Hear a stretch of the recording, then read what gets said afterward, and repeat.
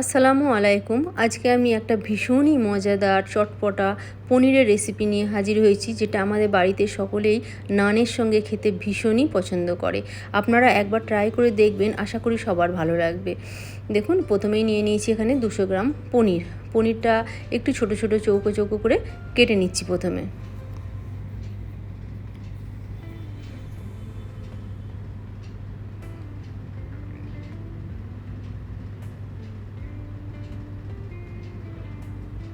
পনিরগুলো প্রথমে একটু ফ্রাই করে নেব, তার আগে একটা মশলা তৈরি করে নেব। নিয়েছি এখানে 3টে মিডিয়াম সাইজের পেঁয়াজ, সেটা বেরেস্তা করে নিয়েছি তেলে।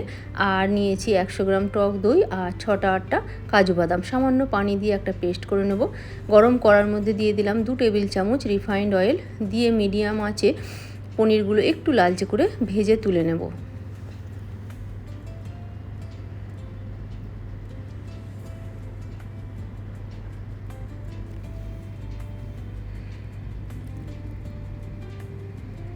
দেখুন পনিরগুলো কত সুন্দর কালার এসেছে। ওই তেলের মধ্যে আরও 2 টেবিল চামচ তেল দিয়ে দিলাম। দিয়ে দিচ্ছি দারুচিনি, ছোটো এলাচ, লবঙ্গ, একটা তেজপাতা দিয়ে একটু ভেজে নেব। ভেজে নিয়ে যে পেঁয়াজটা বেটেছিলাম, বাদাম, পেঁয়াজ আর দই, সেটা দিয়ে দিলাম। দিয়ে আমি সামান্য একটু পানি দিয়ে মিক্সি জারের মধ্যে পানিটাও দিয়ে দেবো। একদমই ঘন হয়েছে এই পেস্টটা। এটা 3-4 মিনিট একদম লো ফ্লেমে ভেজে নিলাম। দিয়ে দিচ্ছি স্বাদ মতো লবণ, দিয়ে দিলাম লঙ্কার গুঁড়ো, হলুদের গুঁড়ো খুব সামান্য দিলাম, দিয়ে দিচ্ছি ধনের গুঁড়ো, জিরের গুঁড়ো আর কাশ্মীরি লঙ্কার গুঁড়ো। এটা অপশনাল, এটা দিতে পারেন নাও দিতে পারেন, এটা শুধু কালারটা ভালো হওয়ার জন্য দেয়া। দিয়ে দিলাম গোলমরিচের গুঁড়ো, সব শেষে দিয়ে দিলাম আদা রসুনের পেস্ট।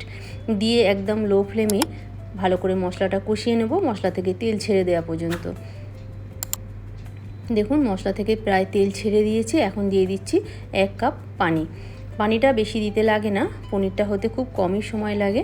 দিয়ে দিলাম ভাজা পনির, দিয়ে একদম লো ফ্লেমে ঢাকা দিয়ে দেবো 10 মিনিট মতো।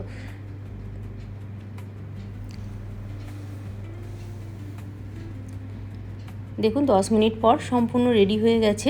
এখন সবশেষে দিয়ে দেবো এর মধ্যে 1 টেবিল চামচ মতো বাটার আর কসৌরি মেথি দিয়ে 2-3 মিনিটের জন্য একদম লো ফ্লেমে ঢাকা দেবো। দিলেই সম্পূর্ণ রেডি হয়ে যাবে চটপটা মশলাদার পনিরের রেসিপি। একবার ট্রাই করে দেখবেন, এই রেসিপিটা সত্যি খেতে অসাধারণ হয়।